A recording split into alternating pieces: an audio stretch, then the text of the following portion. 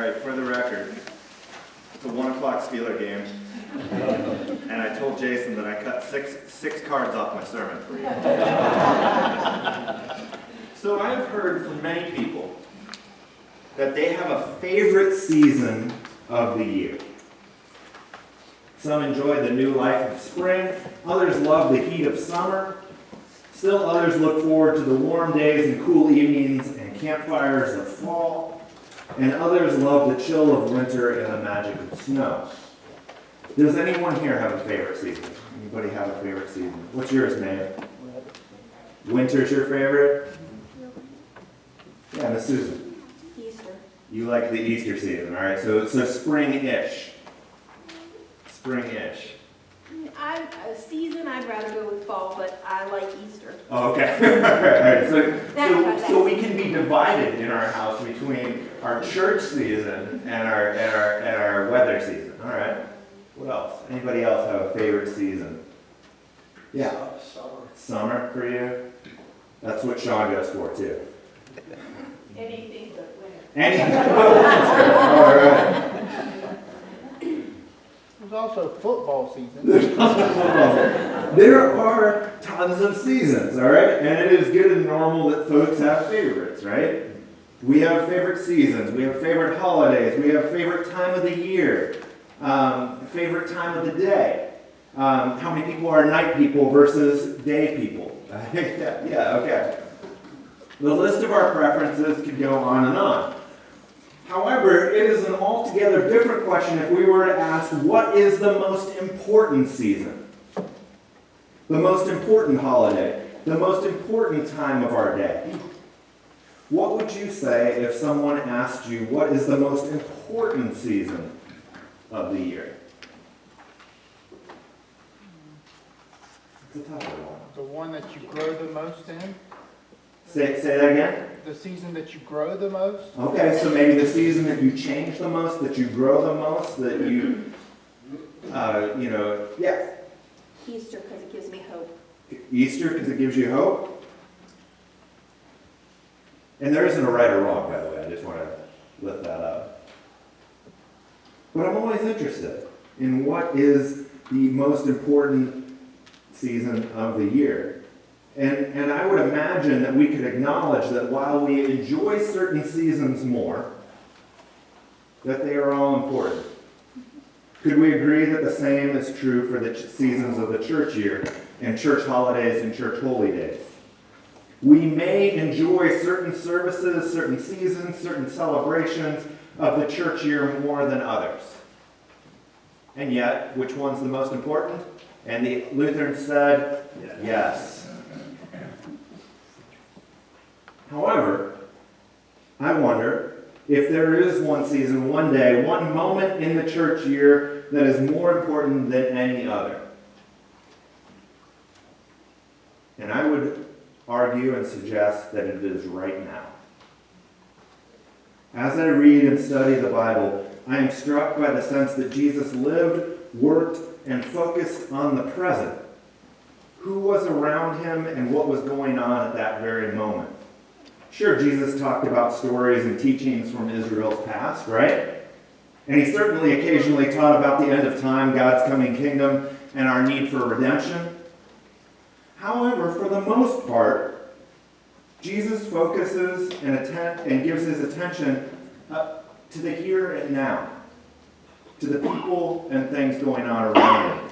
He attended life celebrations, right? He went to parties like weddings. He even provided some of the best wine. If children came to be blessed and healed by Jesus, they were the focus of his attention. Come to me. Let the children come to me. Jesus could be at a fancy meal with rich and powerful leaders, but if a suffering woman came in unannounced, she was his priority. There appears in Jesus to be an attentiveness to the present that runs throughout his life and ministry. In Luke's gospel, Jesus says that he has come to bring good news to the poor, proclaim release to the captives, recovery of sight to the blind, and let the oppressed go free. Present activities, present services to those in need. And in John's gospel, Jesus says that he has come to earth so that we may have life and have it abundantly. It is no accident that Jesus sets his purpose in the present, right here, right now. He doesn't say, I've come to bring you life someday abundantly. He says now.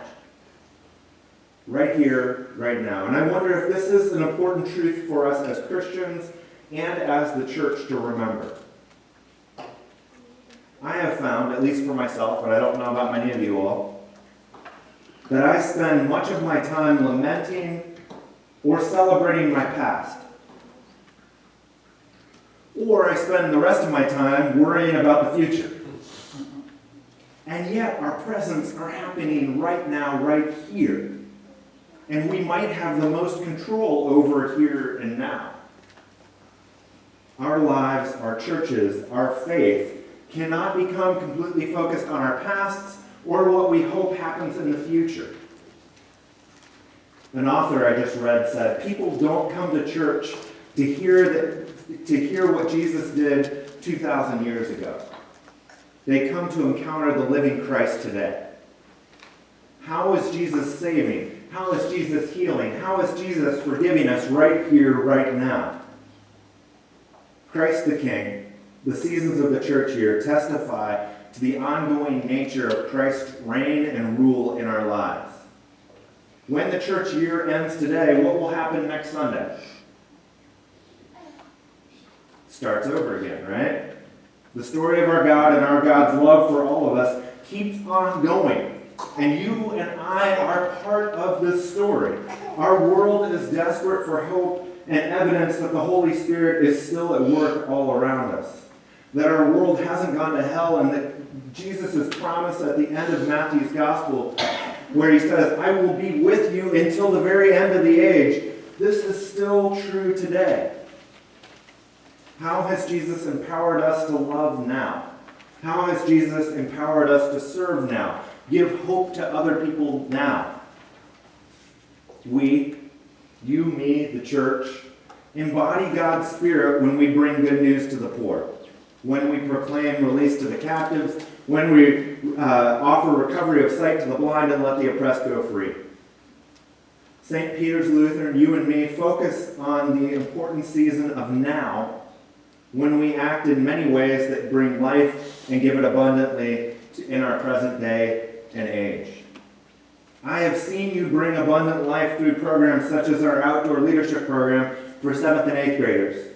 I watched one young woman this session go from being too nervous to read in front of a group to gaining the confidence to give a speech in front of 60 people.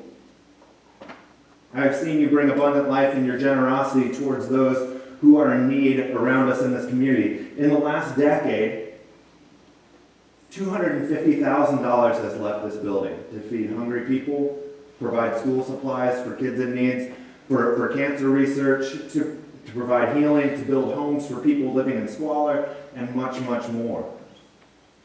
I have seen you bring abundant life by warmly welcoming all who come through our doors, looking for a place to be, to belong, and to be loved. And so, on this Christ the King Sunday, on my 15th card, I invite us all to the ministry of being present, here and now. Be in this season. Serve in this season. Live in this season, each and every day.